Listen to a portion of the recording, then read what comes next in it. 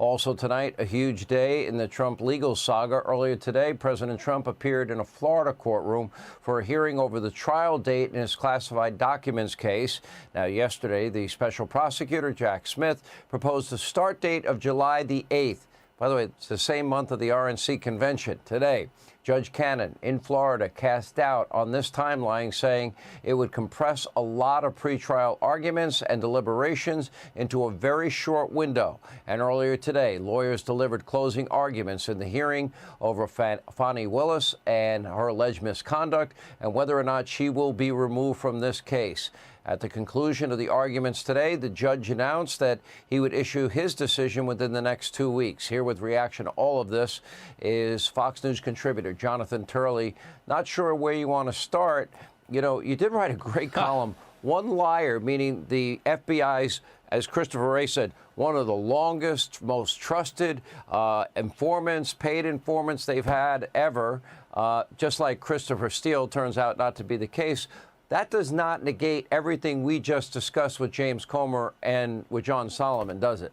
No, it doesn't. And what Hunter Biden did is he confirmed the essential elements of what has been alleged by these committees, that they received a great deal of money from Russia, from China, from Ukraine, and at least $40,000 of Chinese money made it into the account of President Biden. Now, this is the same person who said that his son didn't make any money in China. It turns out he not only made money, but President Biden received some of that money.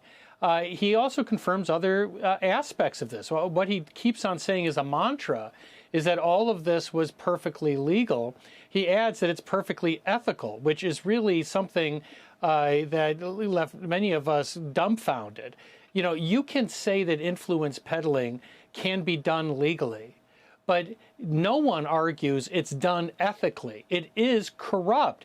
The U.S. government has pushed treaty obligations to ban influence peddling because it views it as one of the great forms of corruption.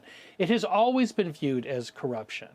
Now, what we now know is that the president was involved and was confirmed by Hunter Biden is involved in a great number of these meals, these dinners, these meetings. He was clearly aware of his son's dealings with foreign governments. He lied during the campaign. But more importantly, he had to be aware that his son was influence peddling. It was being covered in some of the media.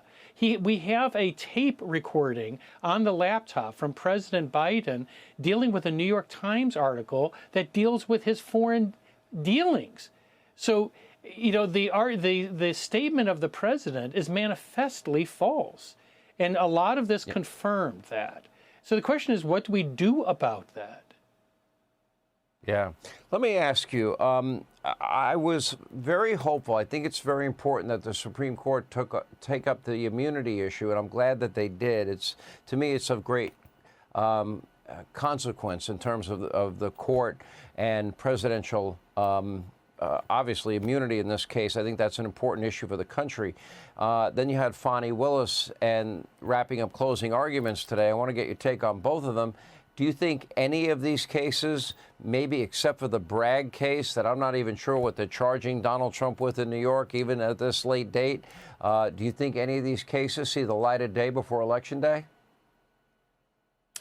Well, today the Trump campaign argued that the Florida trial should start after the election, but agreed that August would be a doable date for them to do that trial.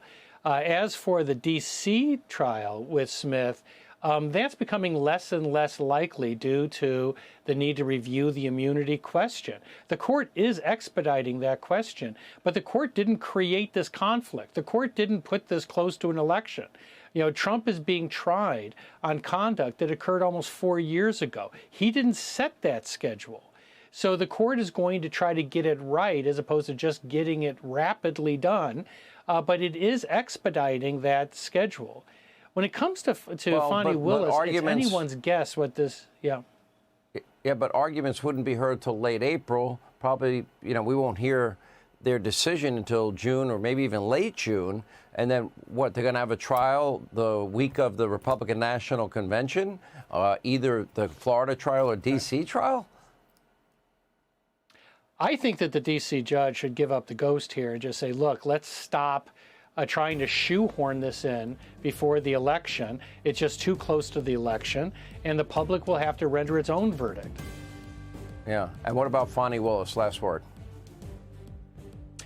Well, they did a terrible job in defense of her office today. This judge has grounds, in my view, to disqualify one or both of them. But it's a tough question for him, and I think the judge was being fair today to both sides.